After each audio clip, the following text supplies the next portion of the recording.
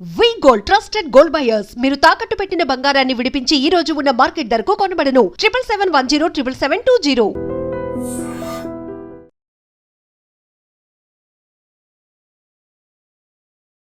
Welcome to I dream. నా పేరు లుంబిని. ఈరోజు మనతో పాటు ఉన్నారు ఖ్యాతన ఆరోగ్య కేంద్రం నుండి డాక్టర్ దిలీప్ గారు, expert in Ayurveda, acupuncture and natural sciences. ఆయనతో మాట్లాడదాం. Hello sir. Hello. So nerves weakness, నరాల బలహీనత, దానివల్ల మొత్తం బాడీ మీద ఎఫెక్ట్ ఉంటుంది. ఎందుకంటే అక్కడే ఉంటుంది కంట్రోల్ సిస్టమ్, మెయిన్ సెంటర్ మనకు. సో దానివల్ల మొత్తం బాడీ అంతా ఎఫెక్ట్ అవుతుంది కాబట్టి, సో ఒక్కొక్క ప్రాబ్లం అంటే మనకు న్యూరల్ రిలేటెడ్గా ఏమేమి ప్రాబ్లమ్స్ ఉన్నాయి, వాటికి మనకు ఆయుర్వేదాలో, న్యాచురోపతిలో, న్యాచురల్ సైన్స్ యూజ్ చేసి ఎలా మనం బయటపడచ్చు? ఇప్పుడు మీరు చాలా చిన్న విషయం చెప్పారు, అంటే నర్వస్ వీక్నెస్ అని. అసలు దీని రూట్ కాజ్ ఏంది? నరాలు ఎందుకు వీక్ అవుతున్నాయి? ఎంతమందికి తెలుసు? అసలు ఏం తినడం వల్ల వీక్ అవుతున్నాయి? దేనివల్ల నర్వస్ సిస్టమ్ వీక్ అవుతుంది? యంగ్ ఏజ్లో మళ్ళీ 15 ఏళ్ళ నుంచి 20-30 ఏళ్ళ వాళ్ళకు నర్వస్ వీక్నెస్ ఎందుకు? మంచి దృఢంగా ఉండే ఏజ్లో కూడా నర్వస్ వీక్నెస్ ఎందుకు వస్తుంది? రూట్ కాజ్ ఏం చెప్తుంది అంటే, ఖచ్చితంగా ఇక్కడ లివర్ సమస్యల వల్ల నర్వస్ బాడీలో ఉన్న నర్వస్ సిస్టమ్, మజిల్, టెండన్స్ అన్నీ కూడా వీక్నెస్ వస్తుంది అని అంటే that root cause to liver. Okay. Liver ఒక్కటి మంచిగా ఉంటే నర్వస్ సిస్టమ్ కూడా బాగుంటుంది. కాబట్టి ఎట్లా రిలేటెడ్ అది? అంటే మనకు ప్రకృతిలో ఎట్లా ఉంది అంటే, పంచభూత తత్వంలో మనకు లివర్కి ప్లస్ నర్వస్ సిస్టమ్కి సంబంధం. అర్థమవుతుంది? ఇప్పుడు కోపం వస్తుంది, కోపం దేని వల్ల వచ్చిందని చూస్తే అది లివర్ ఇరిటేట్ వల్లనే, అంటే ఇండైజెషన్ వల్ల వచ్చేది. Gut related. అయితే ఇప్పుడు లివర్ ఏంటి అని అంటే డైజెషన్ సిస్టమ్ని ఇంప్రూవ్ చేయాలి, మెటబాలిజం సిస్టమ్ అంతా కూడా ఆపరేట్ చేసేది అంతా కూడా లివర్, గాల్ బ్లాడర్ రెండు. ఈ రెండు కూడా బాడీలో ఉన్న నర్వస్ సిస్టమ్ని, మజిల్స్ని, టెండన్స్ని ఆపరేట్ చేస్తుంది. ఎగ్జాంపుల్, ఇప్పుడు మీరు మంచిగా ఒక ప్లేట్లో ఫుల్ మీల్స్ తింటున్నారు. ఫుల్ మీల్స్లో అన్ని రకాల కూరగాయలు, అన్ని రకాల మంచి విటమిన్స్, ప్రోటీన్స్ అన్ని రకాలు ఉన్నాయి. ఆ ఫుల్ మీల్స్లో మీకు కావాల్సిన ప్రోటీన్స్, మీకు కావాల్సిన విటమిన్స్, మీకు కావాల్సిన మినరల్స్, అన్ని పోషకాలు ఉన్నాయి. తిన్నారు, తిన్నది డైజెషన్ అయితే కదా మీకు అవన్నీ ప్రోటీన్స్, విటమిన్స్ అన్ని కూడా మీ బాడీకి అబ్జర్వ్ అవుతాయి. కరెక్ట్. అప్పుడు నాకేంటి, నేను తింటానే ఉన్నా, నాకేం ప్రాబ్లం లేదు, బాగా డైజెషన్ అయిపోయింది, మళ్ళీ 4 hours ఆగి మళ్ళీ ఫుల్ మీల్స్ తిన్నా. చాలా మందికి తెలియని విషయం ఏంటి అంటే, తిన్నది తిన్నట్టే మోషన్కి వెళ్తున్నారు. డైజెషన్ సిస్టమ్ ప్రాపర్గా అయితే బాడీలో నర్వస్ సిస్టమ్ అనే ప్రాబ్లమే లేదు, మజిల్ రిలేటెడ్ ప్రాబ్లం లేదు, టెండన్ వీక్నెస్ లేదు, అబ్జార్ప్షన్ అనేది ఉండదు కదా. ఎందుకు మరి? అది ఎందుకు? అది లివర్ వల్ల వచ్చేది. లివర్కి ఏం కావాలి? ఇప్పుడు మనం ఫుల్ మీల్స్ తింటున్నామంటే, అన్ని రకాల పోషకాలు అన్నీ కలుపుకొని తింటున్నామంటే, ఒక్కసారి ఫుల్ మీల్స్ తింటే అది డైజెషన్ అవ్వడానికి 8 గంటలు పడుతుంది మనకు. మార్నింగ్ 9కి తిన్నారనుకోండి, 8 గంటలు అంటే మళ్ళీ 5 o'clock తినాలి. మీరు ఏం చేస్తున్నాం? మధ్యలో ఇంకో రౌండ్ వేస్తున్నాం కదా. అంటే తిన్న ఫుడ్ డైజెషన్ కాకముందే మళ్ళీ మీరు ఫుడ్ తింటే, ఫస్ట్ తిన్నదే మీకు 8 గంటలు డైజెషన్కి టైం పడితే, మళ్ళీ మధ్యలో తింటే మరి ఎట్లా తెలుస్తుంది? 3 పూటలు అయితే తినాలా మినిమం? తింటారు, అందరు తింటారు యావరేజ్ గా. ఒకప్పుడు 3 పూటలు తిన్న వాళ్ళు ఎవరు తెలుసా? 24 గంటలు మంచిగా ఎండల గట్టిగా పగలంతా ఎండల పనిచేసిన వాళ్ళు 3 పూటలు తిన్నారు. అంత శక్తి వాళ్ళకి అంత ఎనర్జీ లాస్ అవుతుంది. ఎవరైనా ఊర్లలో చూడండి, మీరు పల్లెటూళ్ళలో పొలం పనులు చేసే వాళ్ళు లావుగా ఉంటారా? స్లిమ్గా, టైట్గా, స్కిన్ టైట్గా, మజిల్స్ ఎంత హార్డ్గా ఉంటుంది వాళ్ళ గట్ హెల్త్ బాగుంటుంది కాబట్టి వాళ్ళు మజిల్స్, నర్వస్ సిస్టమ్ ప్రాబ్లం లేవు వాళ్ళకు. 30 ఏళ్ళకి ఇంట్లో కంప్యూటర్ సిస్టమ్ని ఆపరేట్ చేసుకుంటే నాకు నర్వస్ సిస్టమ్ ప్రాబ్లం అంటారు.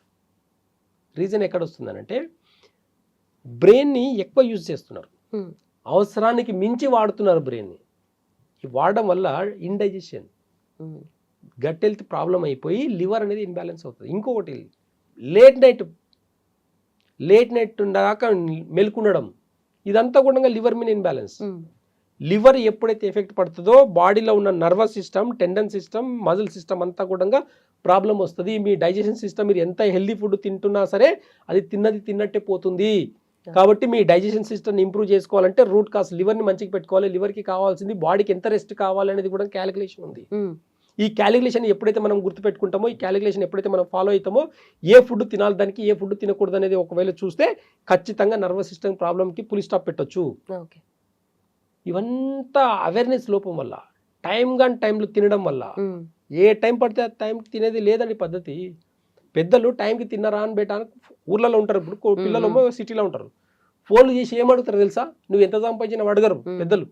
ఏం చేస్తున్నావు అడగరు. టైంకి తిన్నావా అని అడుగుతారు. టైంకి తిను, టైంకి నిద్రపో. ఈ రెండిటికి లివర్కి సంబంధం. నువ్వు ఎంత కష్టపడ్డా టైంకి తిని టైంకి నిద్రపోయినావు అంటే నువ్వు ఎంత కష్టపడ్డా అది నీకు వర్త్ అనమాట. అది నీకు మాత్రమే మిగులుతుంది. నేను నైట్ అంతా మెలుకుండి నేను కష్టపడి డబ్బులు సంపాదిస్తానంటే నీ హాస్పిటల్ ఖర్చులో కూడా సరిపోవు నువ్వు సంపాదించేటివి. ఈ రోజు జరిగే పరిస్థితి అలాగే ఉంది. ట్రీట్మెంట్ కన్నా టాబ్లెట్లు 500 రాస్తే టెస్టులు 5,000 రాస్తున్నారు.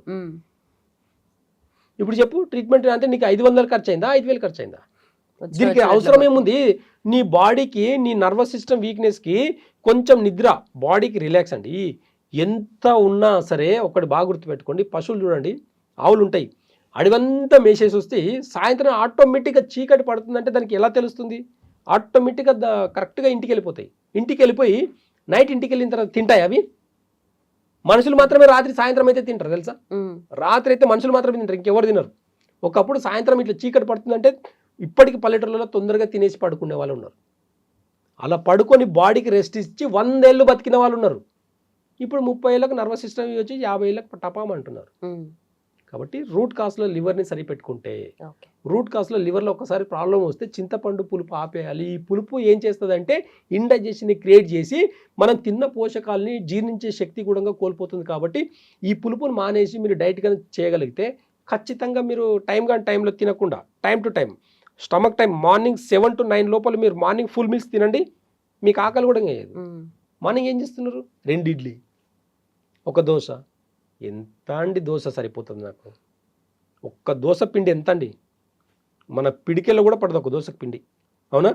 ఇంత పిడికెల అన్నం తింటే ఎలా ఉంటుంది? పిడికెల అన్నంకి ప్లస్ 4 కూరలకి ఎంత ఉంటుంది వెయిట్? అప్రాక్సిమేట్లీ 300 to 400 గ్రామ్ తింటాం మనం. అదే ఒక దోశ తింటే ఎంత అవుతుంది? ఒక మ్యాక్సిమం ఒక 80 గ్రామ్ 60 గ్రామ్ పిండి దోశ వేసేసి దాంట్లో ఏదో చట్నీ అని తింటున్నాం. అది ఎలా కడుపు నిండుతుంది? తిన్నా అన్న ఫీలింగ్ మాత్రమే అది నీకు. కానీ దానివల్ల వచ్చే స్ట్రెంత్ ఎంత? ఇడ్లీ, దోశ, పూరి వీటి వల్ల నీకు బలం వస్తుందా? అంటే ఇప్పుడు మనం ఎక్కువగా కష్టపడి ఫిజికల్ వర్క్ ఏం చేయట్లేదు కాబట్టి మనకి ఇంతే సరిపోతుందని అట్లా కూడా తింటున్నారు కదా. అది కూడా జీర్ణం అవ్వట్లేదని చెప్తున్నా నేను. అది కూడా జీర్ణం అవ్వకపోవడం వల్ల ఈ రోజు నర్వస్ సిస్టమ్ ప్రాబ్లం వస్తుంది. నిద్ర పట్టట్లేదు. నీకు డైజెషన్ అయితేనే నిద్ర పడుతుంది. మీకు జీర్ణం అవ్వకపోతే మీకు నిద్ర పట్టదు. రాసి పెట్టుకోండి ఇది. మీరు మీ లివర్కి నిద్రకు సంబంధం ఉంది. మీ ఆలోచనకు, మీ కోపంకి, మీ చిరాకుకు లివర్కి సంబంధం ఉంది. మీ బాడీలో muscle system, nervous system, tendon system operate అన్నిటికీ కూడా లివరే కారణము. కాబట్టి లివర్ ఒక్కరిని మంచిగా పెట్టుకుంటే దానికి ఏం కావాలి? నాడి చూస్తే మాకు టక్కుమని తెలిసిపోతుందండి. మేము నాడి చూసినప్పుడు మీకు లివర్లో ప్రాబ్లం ఉంది, మీకు ఈ సిమ్టమ్స్ ఉంటాయని చెప్పొచ్చు. షుగర్ ఈరోజు ఇండైజెషన్ వల్ల వస్తుంది. షుగర్ జీర్ణం సరిగా అయితే షుగర్ లెవెల్స్ తక్కువ ఉంటుంది, జీర్ణం కాకపోతే షుగర్ లెవెల్స్ ఎక్కువ ఉంటాయి. జీర్ణం అయితే బీపీ తక్కువ ఉంటుంది, నార్మల్ ఉంటుంది. బీపీ ఒకవేళ జీర్ణం కాకపోతే షుగర్ లెవెల్స్ ఎక్కువైపోతాయి. తిన్న తర్వాత ఎందుకు చెక్ చేయరండి మరి? ఎంతసేపు ఫాస్టింగ్లో లైట్గా తింటాం మనం. మధ్యాహ్నం టైంలో లంచ్ చేసిన తర్వాత ఎవరైనా ఫాస్టింగ్ బ్లడ్ షుగర్ అవన్నీ చెక్ చేయండి. పోస్ట్ లంచ్ మధ్యాహ్నం తిన్న తర్వాత మధ్యాహ్నం హెవీగా తింటాం. మనకు మార్నింగ్ ఫాస్టింగ్ బ్లడ్ షుగర్ చేసుకుంటారు, చేసుకొని 200 ఉందనుకోండి, 200 ఉంది అనుకుంటాము. తర్వాత తిన్న తర్వాత చెక్ చేసుకుంటే 250 ఉందని కంగారు పడతారు. ఓకేనా? అదే మీరు లంచ్, మీరు బ్రేక్ఫాస్ట్ కొద్దిగా చేస్తేనే 250 ఉంటుంది. అదే లంచ్ చేసిన తర్వాత 350, 400కి వెళ్తుంది షుగర్ మీకు. దీన్ని ఎలా అరికట్టవచ్చు? దీనికి నర్వస్ సిస్టమ్కి ఏంటి సంబంధం అని అంటే డైజెషన్ సిస్టమే. కాబట్టి నర్వస్ సిస్టమ్ బాగుండాలంటే ఖచ్చితంగా చెప్తున్నాను, ఆయుర్వేదంలో అద్భుతమైన మెడిసిన్స్ ఉన్నాయి. మేము ఒక అశ్వగంధని ప్రిపరేషన్ చేస్తామండి. ఎలా ప్రిపరేషన్ ఉంటుంది తెలుసా? అశ్వగంధ డైరెక్ట్ రూట్ తీసుకొని వచ్చి మనం మిషన్లో వేసేసి పౌడర్ తీసుకుంటే నరాల బలం వస్తుంది కాదండి. ఒక్క అశ్వగంధని రూట్ కాస్లో ఆవు పాలని, బాగా స్వచ్ఛమైన ఆవు పాలలో 1 kg అశ్వగంధ రూట్కి 2 లీటర్ల ఆవు పాలని వేసి మరిగిస్తామండి. అలా 11 సార్లు మరిగిస్తాం. అంటే ఒక kg అశ్వగంధకి 22 లీటర్ల ఆవు పాలు కావాలి మాకు. ఇదంతా పెద్ద ప్రాసెస్. అంటే ఆవు పాలలో ఉన్న ఎనర్జీ, ఆవు పాలలో ఏమేమి ఉంటుంది బాగా గుర్తుపెట్టుకోండి. ఇప్పుడున్న ప్యాకెట్ పాల గురించి నేను మాట్లాడతలేను, ఆవు పాల గురించి మాట్లాడుతున్నా. ఆవు పాలలో పాలు, పెరుగు, పంచభూతాలు ఉంటాయి. ఎవరికి తెలిసి ఇది? ఆవు పాలలో పంచభూతాలు ఉంటాయా? చాలా మందికి అసలు బేసిక్ పెద్దవాళ్ళకి తెలిసి ఇవన్నీ, కానీ ఇప్పుడున్న ఎక్కువ చదువుకున్న వాళ్ళకి అసలు తెలియదు. ఆవు పాలలో పంచభూతాలు ఉంటాయి. పంచభూతాలు ఎలా? పాలు, పెరుగు, మజ్జిగ, వెన్న, నెయ్యి. ఈ నెయ్యి ఏంటి? అగ్నితత్వం. ఓకే. అంటే ఎన్ని లీటర్ల పాలని మరిగించి పెరిగేసి తోడేసి చేసి నెయ్యి అవుతుంది. ఒక 100 గ్రామ్ నెయ్యి తింటున్నామంటే మనము 100 గ్రామ్ నెయ్యికి ఎన్ని లీటర్ల పాలు అవసరం ఉంటుంది ఒకసారి క్యాలిక్యులేషన్ చేస్తే అన్ని పాలు మనం తాగినట్టే. కాబట్టి అంత ఎనర్జీ కూడా పంచభూతాలు అంటే అన్ని కూడా ఇంటర్నల్ అన్ని ఆర్గాన్స్కి ఒక ఆవు పాలు సరిపోతుంది. అప్పట్లో పెద్దలు సాధన చేసేవాళ్ళు ఎక్కువ. అప్పట్లో అంటే సాధన అంటే అడవికి వెళ్ళేసి ఏమి తినకుండా ఆవు పాలు మాత్రం తాగి ఉండేది. ఒక్క ఆవు పాలు తాగి పంచభూతాలు జీర్ణించుకొని అగ్నితత్వాన్ని యాక్టివేట్ చేసుకొని వాళ్ళ సాధన అనేది శాస్త్రకి ఎక్కేది. కాబట్టి అప్పట్లో మంత్రసిద్ధులు అంతా సిద్ధించేవి. ఏమి తినేది కాదు, ఇంకా పంచభూత భక్ష్యం అంతే. ఇంకా అలాంటి పంచభక్ష పరమాణాలు అంటాం కదా, అది ఒక్క ఆవు పాలతో సమానం. అది జీర్ణించుకోగలిగితే, ఆవు పాలు జీర్ణించుకోగలిగితే, అలాంటి ఆవు పాలలో ఒక అశ్వగంధని మనం వేసి 11 సార్లు దాన్ని ప్రిపరేషన్ చేసి దాని తర్వాత మళ్ళీ దాంట్లో శిలాజిత్ కల్పించి ఇస్తాం మేము. ఇచ్చినప్పుడు నర్వస్ సిస్టమ్ కాదు, 60 ఏళ్ళ ముసలాళ్ళు కూడా సెక్సువల్ ప్రాబ్లంకి కూడా ఇంపార్టెంట్. ఇది గుర్తుపెట్టుకోండి. 60 ఏళ్ళ వయసు ఉన్న వాళ్ళు కూడా సెక్సువల్ ప్రాబ్లంకి కూడా ఇలాంటి నర్వస్ సిస్టమ్ని స్టిమ్యులేట్ చేసుకొని కూడా హ్యాపీగా జీవనాన్ని కొనసాగించవచ్చు. అది ఆయుర్వేద యొక్క గొప్పతనం.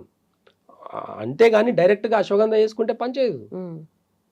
ప్రాసెస్ ఉంది, ఒక ప్రిపరేషన్ ఉంది, ఇవన్నీ చేసుకుంటూ మేము ఇస్తాం. కాబట్టి రిజల్ట్స్ మాకు సైడ్ ఎఫెక్ట్ లేని రిజల్ట్స్. ఇట్లా ఏమున్నది ఇలా సైడ్ ఎఫెక్ట్ ఇచ్చి దానికి మనం అశ్వగంధ రూట్ ఎట్లా ఉంటుంది అంటే ఒక క్యారెట్ రూట్ ఎట్లా ఉంటుందో అంతే అది కూడా. ఆయుర్వేదంలో ప్రతి ప్లాంట్ మనం దినచర్యలు తీసుకునే కూరగాయలు ఎలా ఉంటాయో ఆయుర్వేద ప్లాంట్స్ కూడా అంతే. అవి ప్లాంట్స్ని బేస్ చేసుకొని కొంచెం డోసెస్ని తగినట్టుగా తీసుకోవాలి అంతే తప్ప కూరగాయలు తీసుకున్నట్టు మొత్తం తీసుకునేదానికి లేదు. కొన్ని పద్ధతులు, కొన్ని నియమాలు ఉన్నాయి. కాబట్టి ఆ నియమాల పద్ధతి ప్రకారంగా వాడితే ఖచ్చితంగా 60 ఏళ్ళ ముసలాలకు కూడా నర్వస్ సిస్టమ్ని మంచిగా చేసుకోవచ్చు. Okay okay. సో ఇప్పుడు చిన్నవాళ్ళు పెద్దవాళ్ళని డిఫరెన్స్ లేకుండా అందరికీ ఉంటే తలనొప్పి, బయటికి ఎండకెళ్ళొస్తే తలనొప్పి అంటారు, స్టెప్స్ ఎక్కినా తలనొప్పి వస్తుంది, కూర్చొని లేచినా తలనొప్పి, అంటే ఇంత మైగ్రేన్ ఎక్కువైపోతుంది కదా. సో దానికి ఏం చేయొచ్చు అంటారు? దానికి కూడా రూట్ కాజ్ అంటే మైగ్రేన్కి, హెడేక్కి, లైటింగ్ చూసిన దానికి వీటన్నిటికీ రూట్ కాజ్ చూస్తే లివరే. Okay. Liver gall bladder imbalance వల్ల, అంటే డైజెషన్ ఇన్బ్యాలెన్స్ వల్లనే ఇది వచ్చేది. కాబట్టి డైజెషన్ సిస్టమ్ని మంచిగా పెట్టుకుంటే ఆటోమేటిక్గా మైగ్రేన్, హెడేక్ తగ్గిపోతుంది. దీనికి కూడా ఆయుర్వేదంలో పిప్పల చూర్ణము ప్లస్ సొంటి 2 కలిపించి చేసుకుంటే ఖచ్చితంగా మైగ్రేన్ని పర్మనెంట్గా తగ్గించవచ్చు. సొంటి మన బాడీలో ఎట్లా పనిచేస్తుందంటే మన కాల్షియంకి, అంటే హై కాల్షియం అంటే సొంటి. మనకు పోషక లోపం రాకూడదు బాడీలో, గుర్తుపెట్టుకోండి. ఎప్పుడైతే పోషక లోపం రాదో ఎలాంటి డిసీజ్నైనా అరికట్టవచ్చు. కాబట్టి రూట్ కాజ్లో కొన్ని మెడిసిన్స్ ఎలా ఉంటాయంటే ఆయుర్వేదంలో రూట్ కాజ్ని బేస్ చేసుకుని ఇస్తాం. కాబట్టి మైగ్రేన్కి పర్మనెంట్ సొల్యూషన్ ఉంది మా దగ్గర. 2 months 1 or 2 months వాళ్ళ సివియారిటీని బట్టి 1-2 months కన్నా ఒకవేళ మెడిసిన్స్ వాడితే మైగ్రేన్, హెడేక్ పర్మనెంట్గా తగ్గుతుంది. అలాంటి మెడిసిన్స్ అద్భుతంగా వదిలేసుకుని ఎలాంటి టెస్టులు కూడా అవసరం లేదండి మనకు. వాళ్ళు వచ్చిన తర్వాత మన రూమ్లో లైట్ చూడండి అంటే లైట్ చూడలేకపోయిందంటే వాళ్ళకి మైగ్రేన్ ఉన్నట్టే. వాళ్ళకి ఐ కాంటాక్ట్ ఉండదు. అంటే హెడేక్ ఉండే వాళ్ళకు కళ్ళు పెట్టి చూడరు. వాళ్ళు నాకు హెడేక్ ఉందండి అంటారు, తల కిందికి వేసుకునే చెప్తారు. వాళ్ళు తల పైకి అయితే హెడేక్ ఉందని ఎప్పుడు చెప్పరు.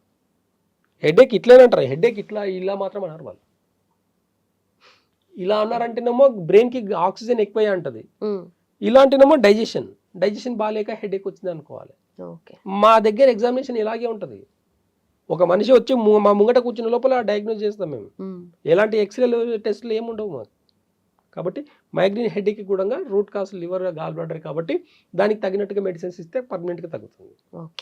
అలాగే పక్షవాతానికి ఎలాంటి మెడిసిన్ ఇస్తారు ఆయుర్వేదంలో? ఇంకా అద్భుతమైన మెడిసిన్స్ ఉంటాయి. అంటే పక్షవాతం అనేది ఇప్పుడు భయంకరమైన వ్యాధి ఉండొచ్చు, కానీ ఒకప్పుడు ఆయుర్వేదంలో చాలా ఈజీగా తగ్గింది. ఫీవర్ వస్తే ఎట్లా తగ్గుతుండేనో ఖచ్చితంగా అలాగే తగ్గేది అనమాట పక్షవాతం కూడా. పక్షవాతం అనేది బాగా గుర్తుపెట్టుకోండి, మన బాడీలో లంగ్స్, లివర్ ఇన్బ్యాలెన్స్ అయినప్పుడు, ఊపిరితిత్తులు ప్లస్ లివర్ ఇన్బ్యాలెన్స్ అయినప్పుడు ఏమవుతుంది అంటే బ్రెయిన్కి ఆక్సిజన్ లెవెల్ ఎక్కువైపోతుంది. బ్రెయిన్లో ఒక బ్లడ్ సర్క్యులేషన్ అయ్యేటప్పుడు అక్కడ ఆక్సిజన్ లెవెల్స్ ఎక్కువైనప్పుడు ఏమవుతుందంటే ఆ రక్తనాళం అనేది చిట్లిపోతుంది, ఆక్సిజన్ ఎక్కువైతుంది. ఇప్పుడు బెలూన్లో కూడా ఒక స్టేజ్ వరకు మనం ఆక్సిజన్ నింపగలుగుతాం, గాలి నింపగలుగుతాం. ఒక స్టేజ్ తర్వాత పేలిపోతుంది. సేమ్ టు సేమ్ మనం తిన్నది ఫుడ్ డైజెషన్ అయితే మనకు బ్యాలెన్స్గా ఉంటుంది ఆక్సిజన్ బాడీలో. ఎప్పుడైతే తిన్నది డైజెషన్ కాలేదనుకోండి, బ్రెయిన్కి ఆక్సిజన్ ఎక్కువైపోయి నరాలు ఇక్కడ వెనుక నుంచి నరాలన్నీ ఓవర్ స్టిమ్యులేట్ అయిపోయి చిన్న చిన్న నరాలు అనేటివి చిట్లిపోవడం వల్ల అక్కడ చిన్న రక్తం గడ్డగట్టడం వల్ల పక్షవాతం వస్తుంది. దీనికి కారణం లివర్.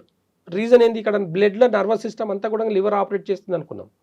ఆక్సిజన్ ఎక్కువ అవడం వల్ల బ్రెయిన్కి ఎక్కింది. ఓకే. కాబట్టి ఇక్కడ అంతే. ఫిట్స్, ఫీవర్లో ఏమవుతుంది, చాలా సింపుల్, ఫిట్స్ వస్తుంది పిల్లలకు, ఫీవర్లో వస్తుంది చాలా మందికి. ఫీవర్లో ఏమవుతుంది, బ్రెయిన్కి ఓవర్ హీట్ ఎక్కేసి అక్కడ ఉన్న నరాలు ఎక్కడో ఒక చిన్న కనెక్షన్ అనేది తెగిపోవడం వల్ల ఫిట్స్ వస్తుంది. ఓకే. సేమ్ అలాగే పక్షవాతం కూడా రూట్ కాస్ ఏం చెప్తుంది అని అంటే లివర్ ప్లస్ లంగ్స్ ఇన్బ్యాలెన్స్ వల్లనే మనకు పక్షవాతం అనేది వస్తుంది. ఈ రెండు ఆర్గాన్స్కి మనం వైద్యం చేయగలిగితే ఎంత గడ్డగట్టినా సరే బ్రెయిన్లో అది స్లోగా డిజాల్వ్ అవ్వడం వల్ల మళ్ళీ నర్వస్ సిస్టమ్ అంతా కూడా, కాలు చేతులు అంతా కూడా మళ్ళీ నార్మల్ చేసుకోవచ్చు. ఓకే. కాబట్టి రూట్ కాస్ నుంచి ఎప్పుడైతే వైద్య విధానం మనం పాటిస్తామో, ఖచ్చితంగా దానికి తగినట్టుగా పథ్యం వాడతామో, ఖచ్చితంగా పక్షవాతం కూడా పెద్ద విషయం కాదు, తగ్గించుకోవచ్చు అనేది ఆయుర్వేదం చెప్తుంది. ఆయుర్వేదంలో చాలా అద్భుతమైన ఏకాంగ వీరరసన ఉంటుంది. అంటే కొన్ని మెడిసిన్స్ ఎలా ఉంటాయనంటే చాలా అద్భుతమైన బ్రెమ్మివటి అని ఉంటాయి. బ్రెమ్మివటి ఈ బ్రెయిన్ మీద పనిచేస్తాయి, ఓకే. ప్లస్ లంగ్స్ మీద పనిచేస్తుంది, ఆక్సిజన్ లెవెల్స్ని బ్యాలెన్స్ చేస్తుంది, రక్తం గడ్డగట్టిన దాన్ని డిజాల్వ్ చేస్తుంది. ఇలాంటివి చేసే ఇలాంటి మెడిసిన్స్, వాటి కాంబినేషన్ ఆఫ్ మెడిసిన్స్ ఇచ్చినప్పుడు చాలా అద్భుతమైన రిజల్ట్స్ వస్తాయి మాకు. ఓకే. దీనికి ఎలాంటి టెస్టులు రాదండి, ఒక మనిషి నడుచుకుంటూ వస్తుందంటేనే తెలిసిపోతుంది మనకు. ఇంకోటి, పక్షవాతం రాకుండా కూడా చూసుకోవచ్చు. ఓకే. మీ లంగ్స్, మీ లివర్ని బాగు పెట్టుకున్నంత వరకు మీకు పక్షవాతం రాదు, గుర్తుపెట్టుకోండి. ఇంకొకటి, పక్షవాతం అనేది హెరిడిటీ వల్ల కూడా కొంతమందికి వస్తుంది. ఇంట్లో ఎవరికైనా పక్షవాతం అంటే వాళ్ళ జనరేషన్లో ఎవరికో ఒకరికి వచ్చేలాగా అవకాశాలు కూడా ఉంటాయి. రీజన్ ఏంటి అంటే అవే ఒకే రకమైన ఫుడ్ తినడం వల్ల. ఓకే. ఒక ఫ్యామిలీలో నలుగురు కూర్చొని తింటుంటారు, పెద్దవాళ్ళకు పెరాలసిస్ వస్తుంది, పిల్లలు కూడా అదే ఫుడ్ తినేది అంటే ఇండైజెషన్ ఫుడ్, జీర్ణం అనేది సరి కాకపోవడం వల్ల యాసిడిటీ ఫామ్ అయిపోయి బ్రెయిన్కి ఆక్సిజన్ లెవెల్స్ ఎక్కువైపోయి ఇక్కడ పక్షవాతం అనేది వస్తుంది. ఆ నెక్స్ట్ జనరేషన్ వాళ్ళకి చిన్న చేయి నొప్పి, కాలు నొప్పి వచ్చినా భయపడుతూ ఉంటారు మళ్ళీ పక్షవాతం. అలాంటి వాళ్ళు ముందు జాగ్రత్త కూడా ఆయుర్వేదం చెప్తుంది, నాడి చూస్తేనే మీకు వచ్చే లక్షణాలు ఉన్నాయి, ఇప్పుడు జాగ్రత్త పడండి, ఇప్పటి నుంచే మీరు డైట్ చేయండి. ఎలాంటి డైట్ చేయాలి, ఇక్కడ మసాలాలు తినకూడదు, నాన్ వెజ్, ప్రోటీన్ ఫుడ్ కొన్ని రోజులు మానేసి, కొంచెం పులుపు మానేసి, కొంచెం ఆయుర్వేదంలో కొంచెం బేసిక్ మెడిసిన్స్ ఉంటాయి, ఆ మెడిసిన్స్ వాడితే ఇంటర్నల్ ఆర్గాన్స్ సెట్ అవుతాయి. ఓకే. ఇంటర్నల్ ఆర్గాన్స్ ఒక్కసారి సెట్ అయిపోతే మళ్ళీ అవి బాగా పాడవడానికి 5 సంవత్సరాలు పడుతుంది. కొంతమంది వాళ్ళ ఇమ్యూనిటీ పవర్ బట్టి ఇంకా 10 years వరకు కూడా మేనేజ్ చేసుకుంటూ పోవచ్చు. ఓకే. అలా రూట్ కాస్ నుంచి ఎప్పుడైతే మెడిసిన్స్ ఇస్తామో ఎలాంటి సైడ్ ఎఫెక్ట్ లేకుండా చాలా ఈజీగా నిదానం అనేది ఆయుర్వేదంలో ఎలా ఉంటుందంటే ఇలా ఇస్తే ఇలా తగ్గేది కాదండి. మనం ఫుడ్ అంటే మెడిసిన్స్ కూడా జీర్ణం అవ్వాలి. ఇక్కడ మనం ఇచ్చే ప్రతి మెడిసిన్ కూడా ఎప్పుడైతే డైజెషన్ అవుతుందో దాని ప్రాపర్టీస్ మన బాడీకి వస్తుంది. కాబట్టి స్లోగా పనిచేసినా సరే లాంగ్ టర్మ్లో బాగుంటుంది. ఇట్లా వేసుకుంటే ఇలా బాగా అయిపోవాలనుకుంటే ఆయుర్వేద పనికిరాదండి. మీరు అలోపతి హాస్పిటల్కి వెళ్ళి టెస్టులు చేసుకుని, ఆపరేషన్లు చేసుకుని హ్యాపీగా ఉండండి. Right sir, thank you so much.